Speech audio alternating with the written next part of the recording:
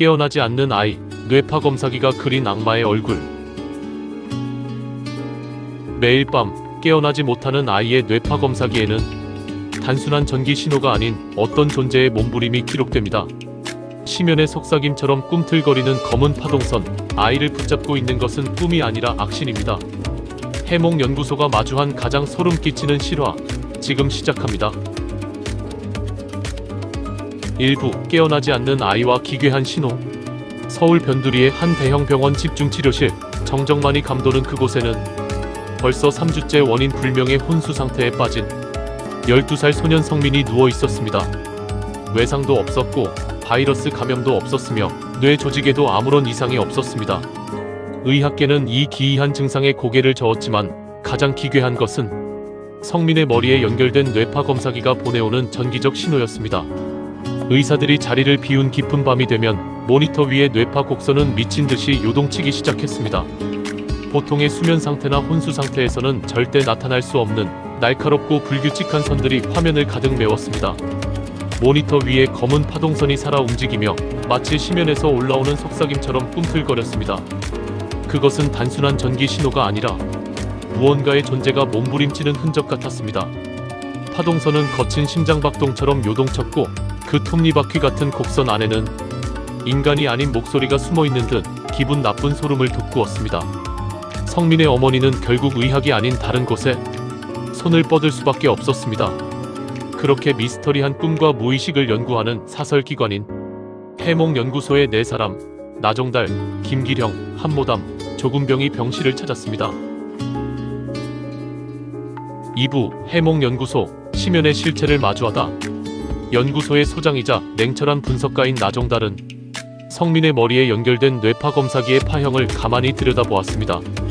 그의 눈빛이 무겁게 가라앉았습니다.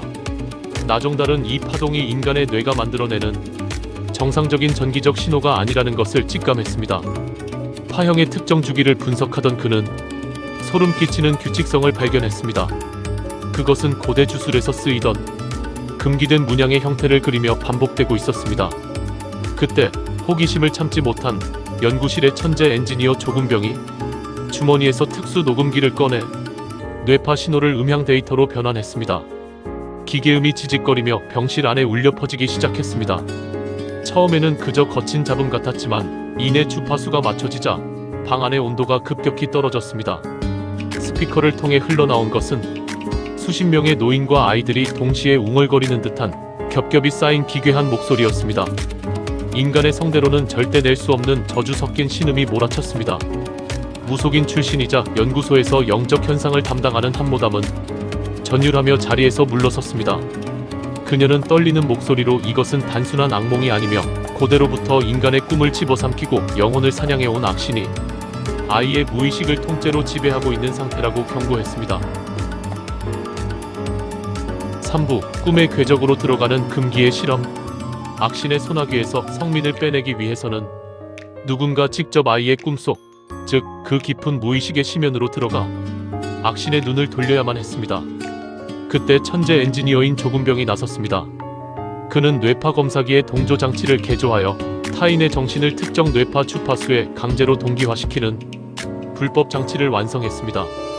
위험성이 너무나 컸기에 모두가 만류했지만 아이의 숨이 조금씩 옅어지고 있는 상황에서 다른 선택지는 없었습니다.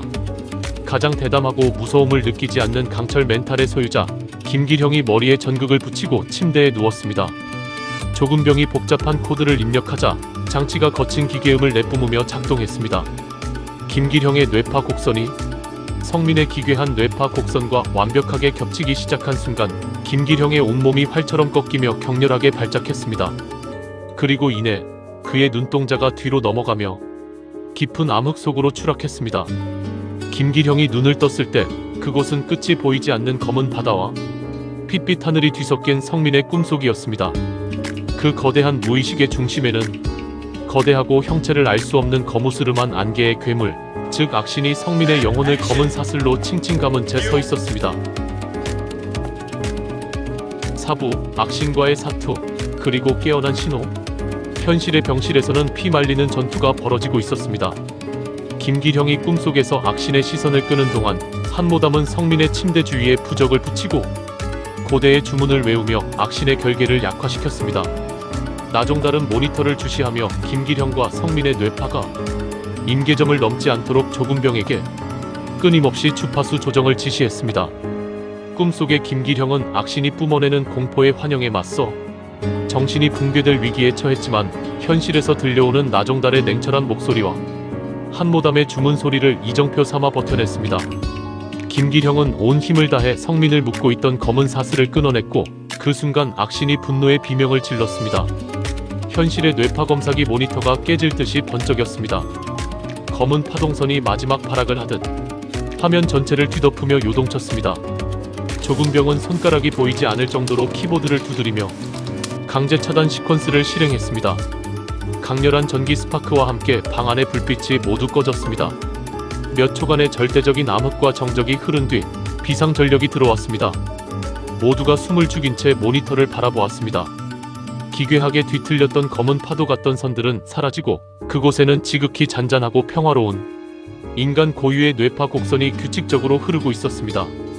그리고 침대 위에서 성민이 마침내 거친 숨을 몰아쉬며 눈을 떴습니다. 해몽연구소는 아이를 구해냈지만 그들이 마주한 악신의 잔재는 여전히 뇌파 데이터 속에 검은 얼룩으로 남아 깊은 여운을 남겼습니다. 만약 여러분이 밤마다 누군가 내 이름을 부르는 꿈을 꾸고 그 주파수가 뇌파기에 기록된다면 어떻게 하실 건가요? 가장 소름 돋았던 대목을 댓글로 남겨주세요. 더 기괴하고 미스터리한 해몽연구소의 사건 파일들을 가장 빠르게 만나보고 싶으시다면 구독과 좋아요, 알림 설정까지 잊지 마세요. 여러분의 무의식도 안전하지 않을 수 있습니다.